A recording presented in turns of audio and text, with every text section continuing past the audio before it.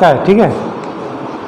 3 महाद्वीपों में फैला हुआ साम्राज्य, ये जो टॉपिक शुरू करते हैं इसमें हम लोग पढ़ेंगे, हम लोग इसमें एक विशेष किरदार को पढ़ेंगे जिसका नाम है जूलियस सीजर। नाम सुने होंगे कई बार, जूलियस सीजर कौन था, कई बार आता है प्रश्न, है ना। तो चलिए शुरू करते हैं, क्योंकि इसमें हम लोग पढ़ेंगे मेन रोमन साम्राज्य को। क्या है, आपको पढ़ेंगे रोमन साम्राज्य, ठीक है। देखिएगा यहाँ पर होता है कि यूनानी सभ्यता का विघटन के पश्चात जो यूनानी सभ्यता था वो काफ़ी अधिक पावरफुल था, शक्तिशाली था, उसका विघटन हो जाता है, वो समाप्त हो जाता है, ठीक है।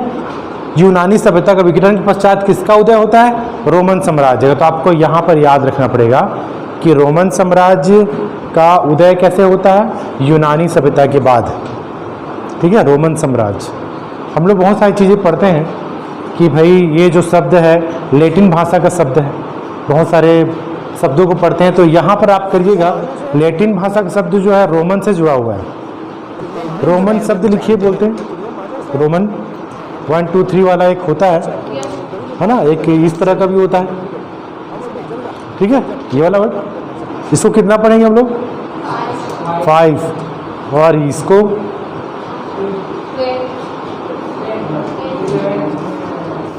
यहाँ पर हमको देखना है रोमन साम्राज्य का उदय हो जाता है, तो माइंड में सेट करना है कि रोमन साम्राज्य को पढ़ना है।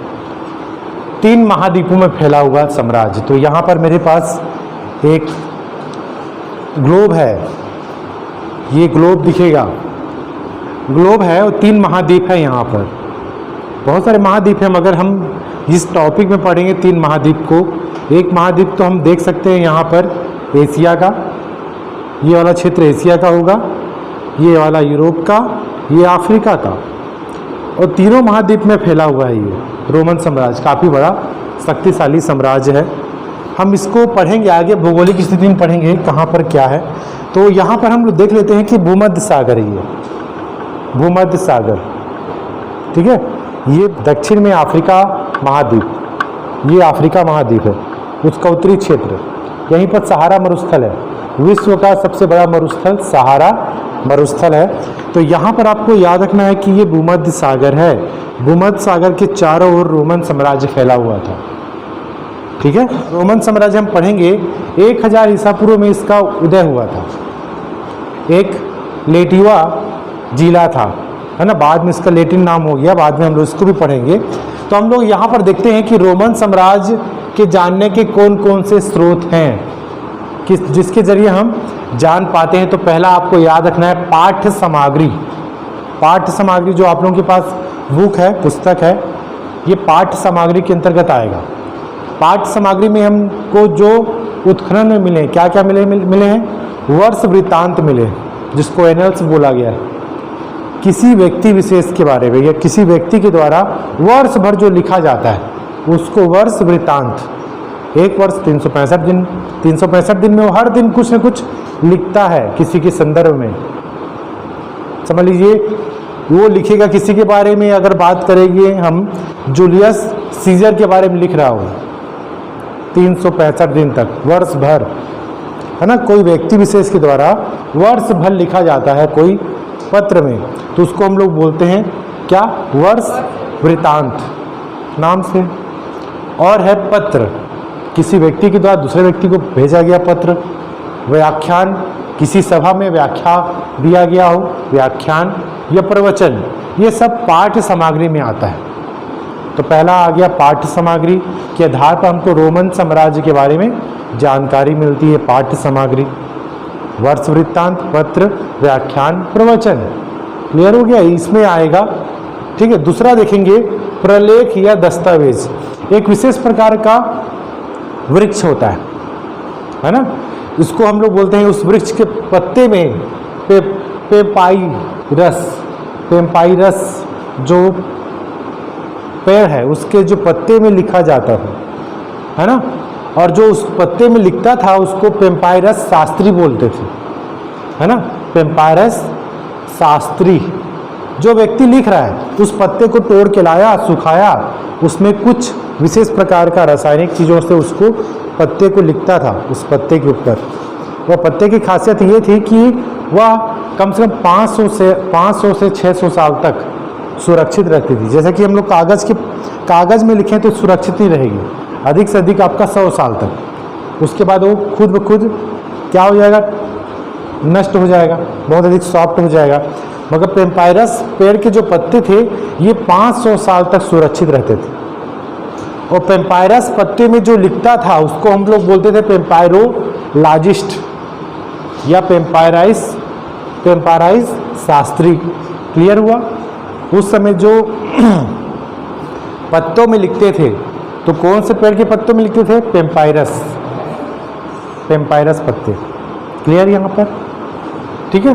तो ये प्रलेख या दस्तावेज आप लोगों का मार्कशीट जो है, आप लोगों का जो भी आप लोग टीसी लाए होंगे 9th में, आप लोगों का जो दस्तावेज बाकायदा विद्यालय में वो सुरक्षित है। जब आप लोग कॉलेज करेंगे या आप लोग जॉब करने जाएंगे, है ना, बहुत सारे दाखिला क्रमांक लगता है, तो बाकायदा वो दस्तावेज यहाँ विद्यालय में मिलेगा। जो पत्ते काफ़ी चौड़े होंगे, है ना। तीसरा है भौतिक अवशेष। भौतिक अवशेष में क्या होगा? मिट्टी के बर्तन, सिक्के, इसमें जो उकेरा गया है पत्थर है, पत्थर को, एक पत्थर है उसको उकेरा गया, पत्थर को बाकायदा क्या किया गया, कुछ लेख लिखा गया तो उसको क्या किया गया, खोदा गया, उकेरा गया, वो हमको अभी भी प्राप्त हुए रोमन साम्राज्य के संदर्भ में। तो ये 3 चीज़ हैं। प्रश्न पूछेगा रोमन साम्राज्य को जानकारी के कौन कौन से स्रोत हैं? 3 स्रोत हैं। पाठ्य वस्तु, है ना, पाठ्य सामग्री जो हो गया, दस्तावेज, तीसरा है भौतिक अवशेष। भौतिक अवशेष में मिट्टी के बर्तन, सिक्के, पत्थर में लिखा हुआ लेख, अभिलेख जिसको बोलते हैं, है ना। अभिलेख किसे कहते हैं? जो विशेष प्रकार की शिलाओं में, सेल में या पत्थरों में लिखा जाता है उसको अभिलेख कहते हैं। ठीक है। तो ये 3 चीज़ें हैं जिससे हमको रोमन साम्राज्य के बारे में जानकारी मिलती है। ये 3 महाद्वीपों में फैला हुआ साम्राज्य जो है किसके संदर्भ में बोला है? रोमन साम्राज्य के बारे में। आपको यहाँ पर माइंड सेट करना है कि रोमन साम्राज्य के बारे में पढ़ना है। एक अजूबा है, 7 अजूबे हैं विश्व में। कोलाजियन एक अजूबा है जो बहुत अधिक पुराना है, ईसा पूर्व पुराना। एक विशाल स्टेडियम है, उस स्टेडियम में रोमन साम्राज्य जानने के स्रोत 3 स्रोत: पाठ्य सामग्री, प्रलेखन, दस्तावेज, भौतिक अवशेष। क्लियर हुआ? अब आएगा भौगोलिक स्थिति। ये हमारा ग्लोब है, हमारा पृथ्वी है। पृथ्वी में ये इंडिया है, ठीक है, इंडिया यहाँ पर है। अब इंडिया जो है इसका भूमध्य सागर के, अगर हम पश्चिम की ओर देखें तो स्पेन है, ये स्पेन, ठीक है। और यहाँ पर है सीरिया, मतलब ये है स्पेन, ये है सीरिया, ये है अफ्रीका, सहारा मरुस्थल। और उत्तर की बात कर लें, डेन्यूब नदी, ये नीला नीला, तो ये इस क्षेत्र में पूरा का पूरा फैला रोमन साम्राज्य। तो रोमन साम्राज्य का भौगोलिक स्थिति आपको बताना पड़ेगा। पश्चिम में स्पेन, सीरिया, दक्षिण में सहारा मरुस्थल, उत्तर में राइन या डेन्यूब नदी, जर्मनी के बीच में फैला है रोमन साम्राज्य। काफ़ी शक्तिशाली साम्राज्य है रोमन साम्राज्य। भूमध्य सागर को रोमन साम्राज्य का हृदय कहा गया है। क्लियर? हमारा हृदय कहाँ है? हमारा जो हम सभी में हृदय है कि नहीं? हार्ट है। किस ओर है? दाएं ओर की बाएं ओर? डॉक्टर किधर चेक करेगा? हमारा जो है, ये जो मेरा दायां हाथ है, मेरा इधर हृदय है, किधर है? बाएं साइड की दाएं साइड? क्लियर? बाएं साइड है, हाँ, जिधर धड़क रहा है बाएं साइड, ठीक है।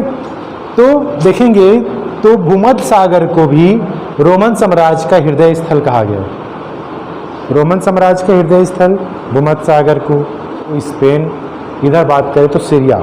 हम देखें कि इस क्षेत्र में ज़्यादा फैलाव है रोमन साम्राज्य का। यूरोपीय क्षेत्र में ज़्यादा फैलाव है। जैसा कि मेरा हृदय यहाँ पर है, ठीक है, और ये अगर मैं हाथ को ऐसा रखूँ तो ये जो क्षेत्र मानूँ, इसको सीरिया मान लेता हूँ, सीरिया फैला है।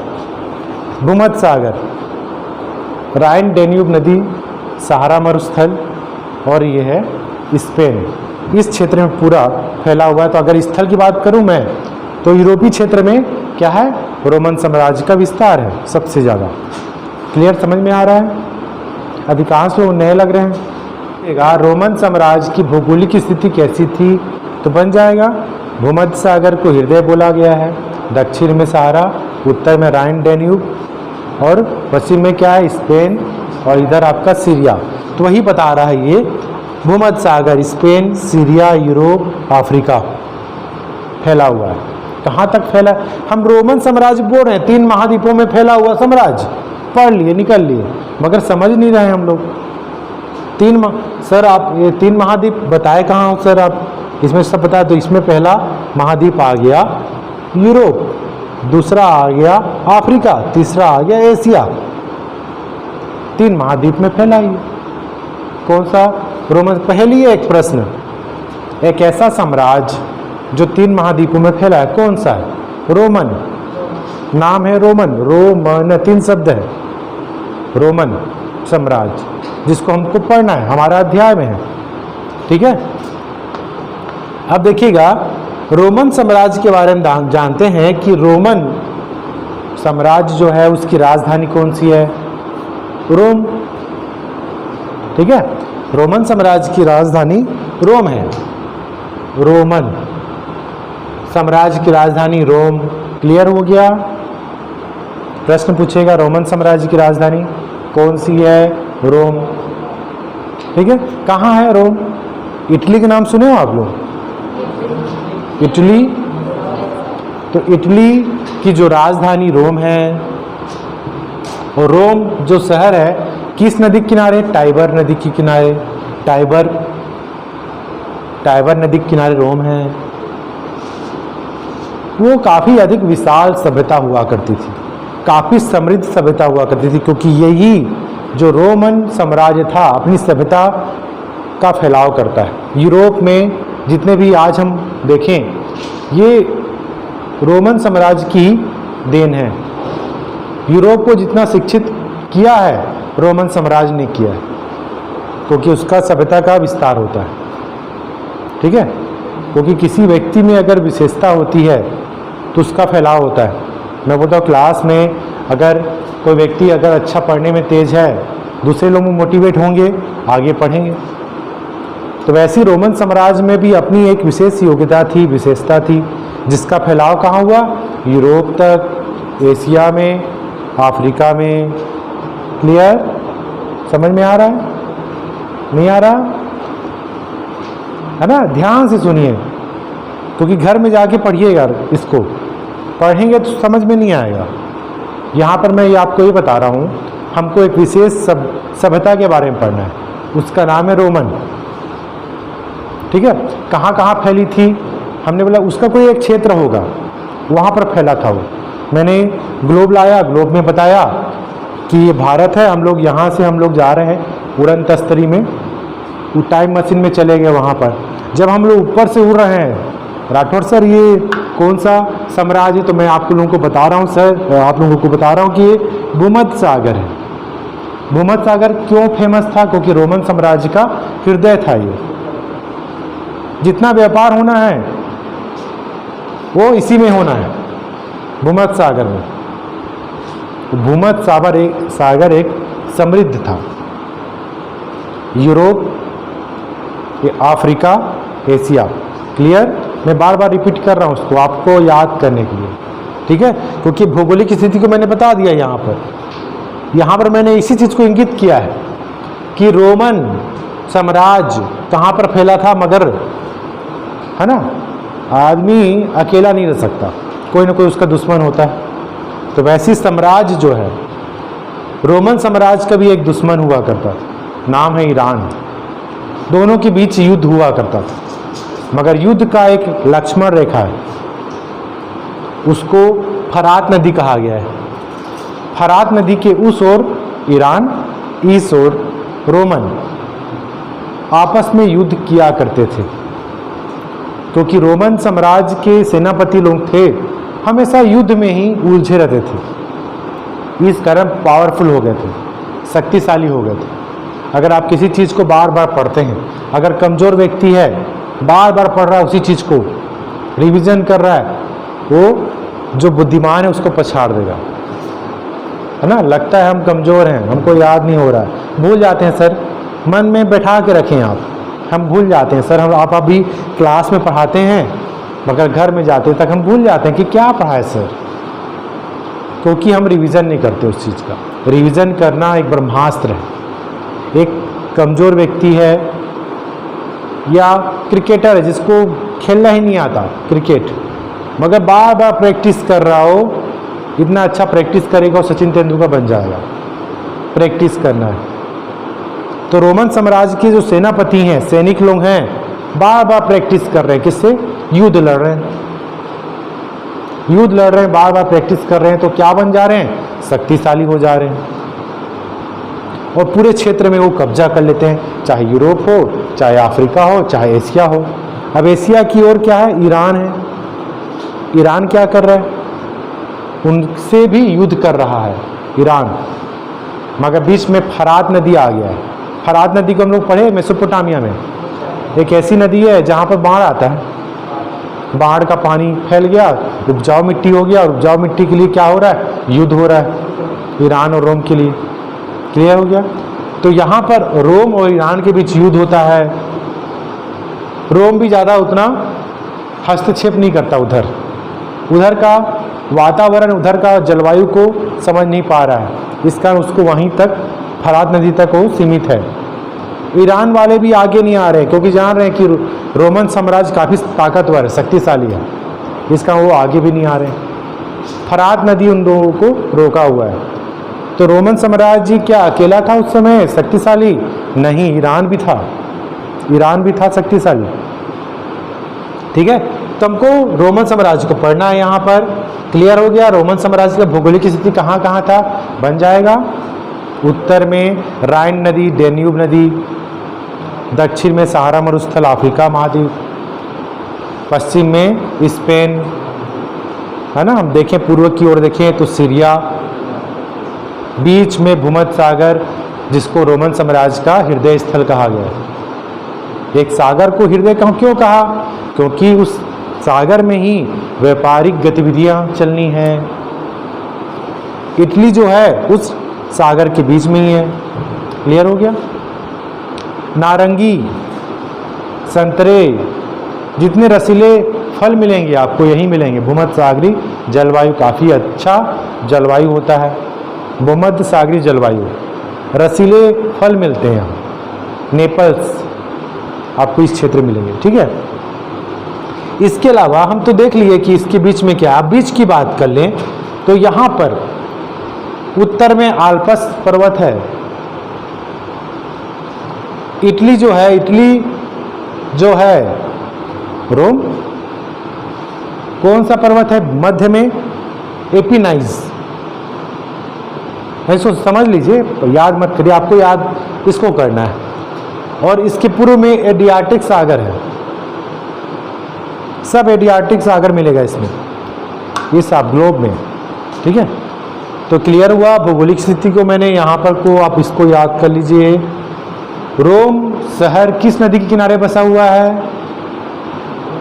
टाइबर, टाइबर नदी के किनारे बसा हुआ है। क्लियर? रोमन साम्राज्य का हृदय स्थल किसे कहा गया है? भूमध्य सागर को।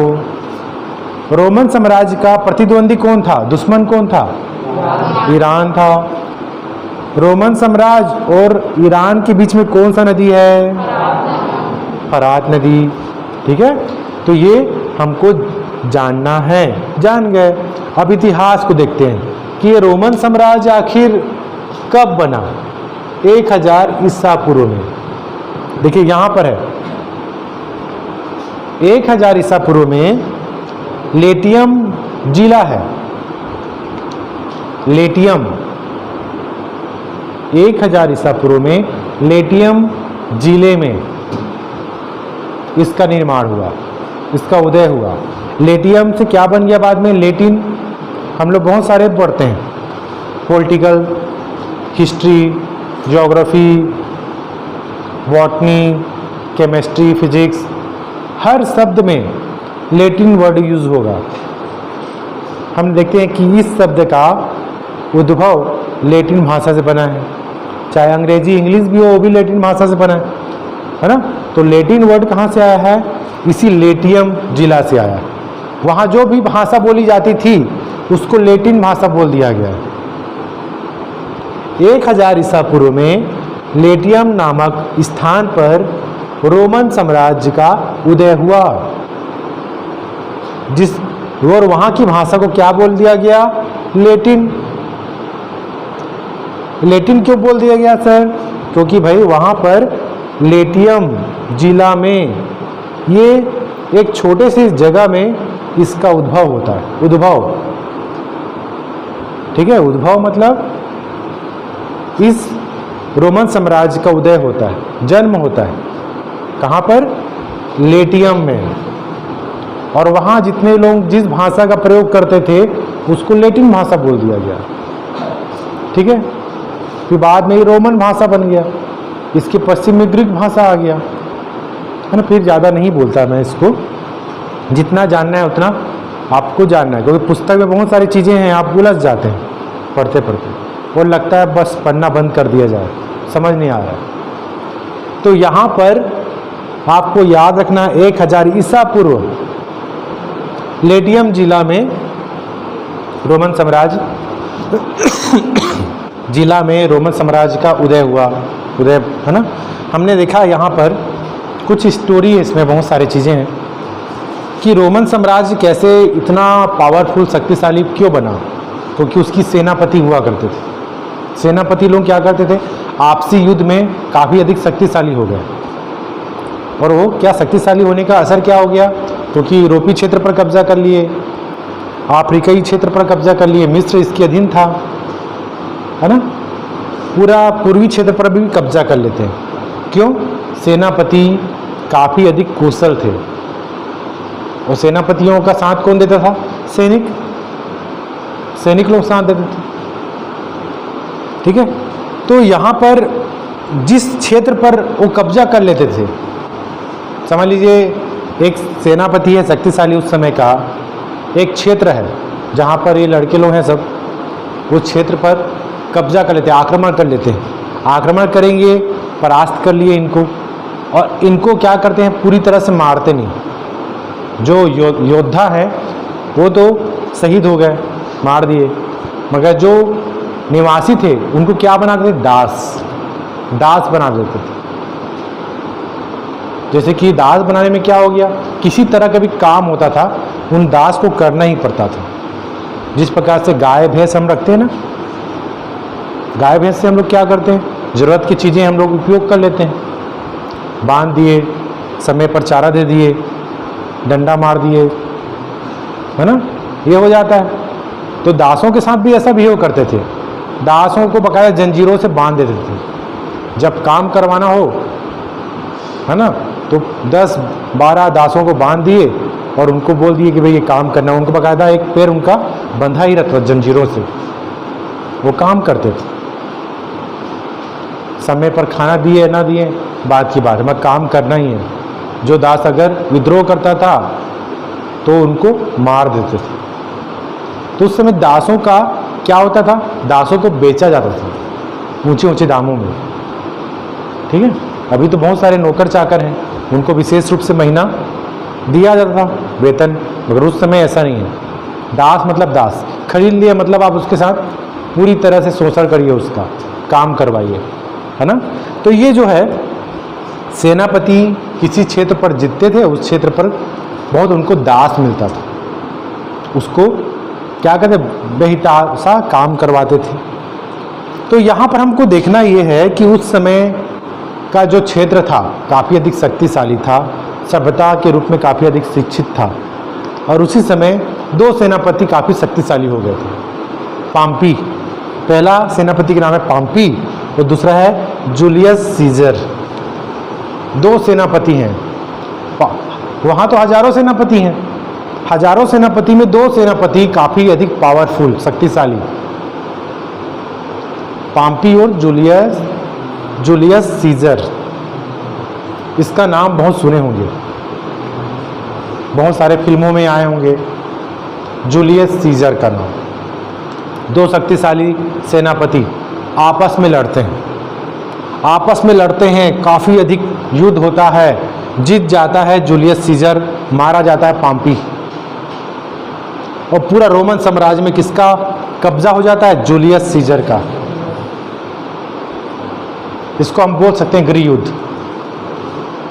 रोमन साम्राज्य में भी गृह युद्ध होता है। गृह युद्ध क्या होता है? एक राज्य के अंदर ही युद्ध होता है अपने लोगों के बीच। किसके लिए? सत्ता को हथियाने के लिए, सत्ता पर कब्जा करने के लिए युद्ध होता है। तो क्या कहलाता है? गृह युद्ध। किसी बाहरी राज्य से युद्ध नहीं हो रहा है, राज्य के अंदर ही अपने लोगों से युद्ध हो रहा है, सत्ता पर कब्जा करने के लिए युद्ध हो रहा है। तो उस समय 2 लोगों के बीच युद्ध होता है, पॉम्पी और जूलियस सीजर। काफ़ी अधिक दिन तक युद्ध होता है, जूलियस सीजर जीत जाता है और पूरा रोमन साम्राज्य में उसका कब्जा हो जाता है। मगर क्या होता है, क्या वो हमेशा काबिज रहेगा? नहीं, उसकी हत्या कर दी जाती है जूलियस सीजर की। उसको जब रात को सोता रहता है, षड्यंत्र करते हैं सब और उसकी हत्या कर देते हैं जूलियस सीजर का। जूलियस सीजर की हत्या कर दिया गया। जूलियस सीजर के कोई पुत्र नहीं होते, वो दत्तक पुत्र लिया था, गोद लिया रहता है। उसका नाम रहता है ऑक्टेवियन। क्लियर हुआ? रोमन साम्राज्य काफ़ी शक्तिशाली है, गृह युद्ध होता है 2 सेनापतियों के बीच, पॉम्पी हारा जाता है, जूलियस सीजर राजगद्दी पर बैठ जाता है ना, राजगद्दी पर बैठ जाता है जूलियस सीजर। उसके कोई पुत्र नहीं होते, उसकी हत्या कर दी जाती है, उसके मित्र लोग कब्जा करते हैं। मित्र लोग जो होते हैं उसका नाम होता है मार्क एंटनी लेपियट्स। मगर एक और होता है उत्तराधिकारी जूलियस सीजर का, जो जूलियस सीजर ने गोद लिया था, उसका नाम है ऑक्टेवियन। 3 लोग हो गए, 2 मित्र और उसका दत्तक पुत्र। बाद में दत्तक पुत्र विजित होता है ऑक्टेवियन रोमन साम्राज्य में सत्ता पर बैठ जाता है। और ऑक्टेवियन क्या करता है? उपाधि धारण करता है, क्योंकि ऑक्टेवियन काफ़ी शक्तिशाली होता है। वो क्या करता है? सीनेट का आप नाम सुने होंगे, आगे आएगा यहाँ सेनेट, उसको बाद में पढ़ लेंगे। ऑक्टेवियन क्या करता है? उपाधि धारण करता है। 2 उपाधि धारण करता है। पहला है अगस्त, है ना, सितंबर अगस्त बोलते हैं ना, अगस्त महीना। अगस्त का उपाधि धारण करता है, जिसका अर्थ होता है पवित्र। और दूसरा है इंपरेटर, जिसका अर्थ होता है विजयी सेनापति। क्लियर हुआ? अब राजगद्दी पर बैठ गया, जूलियस सीजर की हत्या कर दी गई, राजगद्दी पर बैठा उसका दत्तक पुत्र, उसका नाम है ऑक्टेवियन। ऑक्टेवियन ने ही अपना नाम उपाधि के जरिए चेंज कर लिया, उसका नाम हो गया अगस्त। क्लियर हो गया? और समझ में आया? ऑक्टेवियन जूलियस सीजर का दत्तक पुत्र, उत्तराधिकारी। ठीक है। अब ये क्या करता है? तानाशाही, निरंकुश रहता है, पूरे क्षेत्र पर अपना ही हक चलाता है, मगर प्रजा में किस तरह का संदेश देना चाहता है? लोकप्रिय राजा के रूप में। इस काम क्या करता है? उपाधि धारण करता है। उपाधि कौन सा है? अगस्त मतलब पवित्र, और इंपरेटर मतलब विजयी सेनापति। ये उपाधि धारण कर लिया, अब इसका नाम हो गया अगस्त। क्लियर हो गया? तो यहाँ तक समझ में आया? सेनापति इतिहास की बात करें तो 1000 ईसा पूर्व में रोमन साम्राज्य का उदय हुआ। उदय हो गया तो सेनापति लोग ही क्या थे उस समय? शक्तिशाली हो गए। और उस समय क्या चलता था? सेनेट। अमीर लोगों का एक सदस्य होता था, जैसे लोकसभा हो गया ना, उस समय सेनेट हुआ करता था। क्लियर हो गया? सेनेट एक प्रकार का बड़ा सभासद होता था जिसमें अभिजात लोग रहते थे। अभिजात वर्ग क्या प्रश्न पूछेगा 2 नंबर का। अभिजात मतलब कुलीन वर्ग, कुलीन वर्ग मतलब अमीर वर्ग, अमीर वर्ग मतलब जो जमींदार हैं, जो सेनापति हैं, जो अपने राज्य में पैसे वाले हैं। वो किसके सदस्य होते थे? सेनेट के सदस्य। और सेनेट के आधार पर ही राजा राज्य करता था, उससे राय मशवरा लेकर ही चर्चा करें। समझ लीजिए मैं किसी रोमन साम्राज्य का राजा हूँ और आप लोग सेनेट के सदस्य हैं। आप लोग क्या हैं? जमींदार, पैसे वाले, आप सदस्य हैं। मैं कोई डिसीजन नहीं ले सकता, किससे लूँगा? आप लोगों से सलाह मशवरा करके। मगर जो अगस्त क्या करता है? सेनेट जो होता है ना, सेनेट जो है, प्रश्न पूछेगा सेनेट क्या है तो आपको बताना पड़ेगा अभिजात वर्ग का सदस्य, है ना। यहाँ हम लोग पढ़ेंगे, चलिए। अब देखिएगा, रोमन साम्राज्य का 2 पार्ट हो गया। रोमन साम्राज्य 2 भाग में विखंडित हो गया। कैसे हो गया? 476 ईस्वी में। क्लियर हो गया? 476 ईस्वी 2 पार्ट। इसके पूर्वी भाग को हम लोग बोलते थे बिजेंटाइन साम्राज्य, जो पूरी तरह से रोमन साम्राज्य के अधीन था। और इधर जो था असभ्य आक्रमणकारी, उस समय मुस्लिम संप्रदाय का उद्भव हो गया था। वो आक्रमणकारी क्या करते हैं? रोमन साम्राज्य का 2 पार्ट कर देते हैं। एक पार्ट में पूरा रोमन साम्राज्य की सभ्यता रहती है, एक पार्ट में पूरा तहस नहस कर देते हैं। ठीक है, तो ये इतिहास है। इतिहास में हमने देखा कि 1000 में रोमन साम्राज्य स्थापित हुआ, गृह युद्ध हुआ, जूलियस सीजर कब्जे में आता है, उसकी हत्या कर दी जाती है। उसका जो पुत्र ऑक्टेवियस गद्दी पर बैठता है, और जो गद्दी पर बैठता है तो क्या करता है? सेनेट को स्थापित करता है, जो कि सेनेट क्या है? जिसका अंत होने वाला है। सेनेट एक प्रकार का सभा है। ठीक है, आगे हम देखते हैं रोमन साम्राज्य का पूर्ववर्ती काल। इसमें हम लोग देखेंगे कि रोमन साम्राज्य के पहले कैसा था। तो प्रथम सम्राट कौन था? 27 ईसा पूर्व में ऑगस्टस, जिसका नाम क्या था? ऑक्टेवियन, है ना। ऑक्टेवियन था, जो 2700 ईसा पूर्व में गद्दी पर बैठता है। ठीक है, और ये प्रिंसिपेट कहलाता था, प्रिंस कहलाता था। और इसका सहयोग करने के लिए कौन था? सेनेट, है ना। तो आपको प्रश्न क्या पूछेगा? सेनेट क्या पूछेगा? सेनेट क्या है? तो रोमन साम्राज्य में एक ऐसा सभासद होता था जिसमें जमींदार या कुलीन वर्ग या अमीर सदस्यों की एक सदस्यता होती थी सेनेट में। और सेनेट क्या करता था? जो राजा होता था उनसे सलाह मशवरा करता था, निर्णय लेते थे सेनेट से। ठीक है, सेनेट। और सेनेट जो है 509 ईसा पूर्व से 2700 ईसा पूर्व तक ज़्यादा शक्तिशाली था।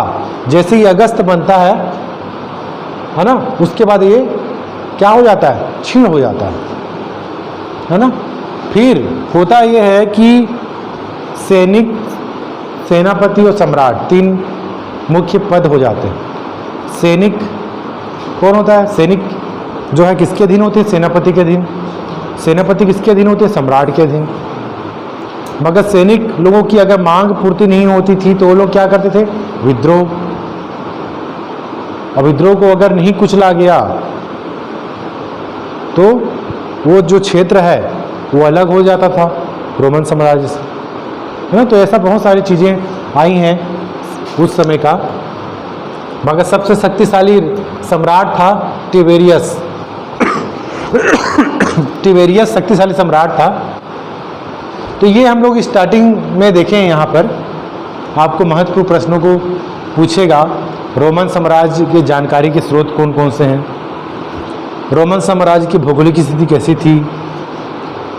पूछेगा सीनेट क्या है ना। ये भाग 1 के अंतर्गत हो गया। इसमें हमने देखा कि रोमन साम्राज्य किस प्रकार से उदय करता है।